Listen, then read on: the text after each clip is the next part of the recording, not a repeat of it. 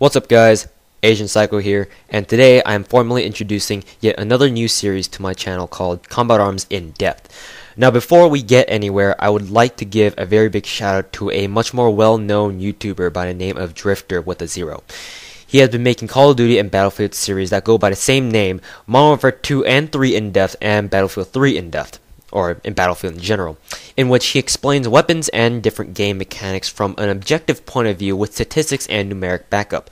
He has been the main inspiration for this new series of mine, and he has been working tirelessly on his own in-depth series, so please go check him out because he is the one who inspired all of this, and hopefully I will be able to make my own Combat Arms in-depth series as big as his. So this episode, we're going to be explaining the nitty-gritty of Combat Arms mechanics, the movement mechanics in Combat Arms. So with no further ado, let's get this kicked off. One of the main reasons why Combat Arms is so enjoyable for me personally is the relative freedom of movement compared to other FPSs. For example, in most FPSs, movement mechanics are limited in some way. For example, in Soldier Front, there is no sprint mechanics, so the only ways to move are to walk and K-walk, which is a term for moving silently.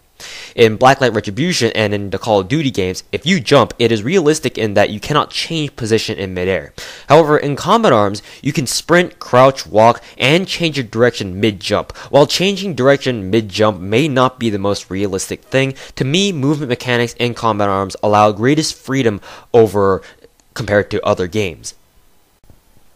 A little bit about gear affecting movement speed. I will not cover this subject in full detail as armor and gear will be covered in an entirely different video, but because speed gear is relevant to this topic, I have decided to brush on the subject a little before moving on. The most common vests in Combat Arms are the default medium vest, the light or recon vest, and heavy vest.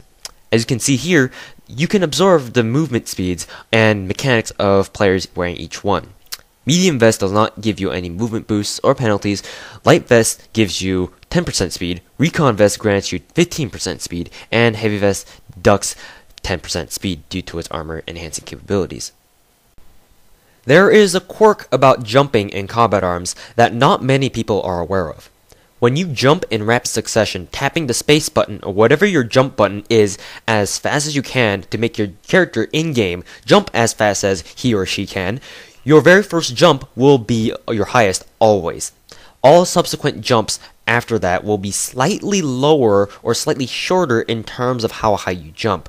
This explains why you cannot jump too fast while climbing the boxes in the middle of Pump Jack to access the third story or the third floor. You must slow down a little bit to climb those boxes as quickly as possible, otherwise the game won't let you climb those boxes at all.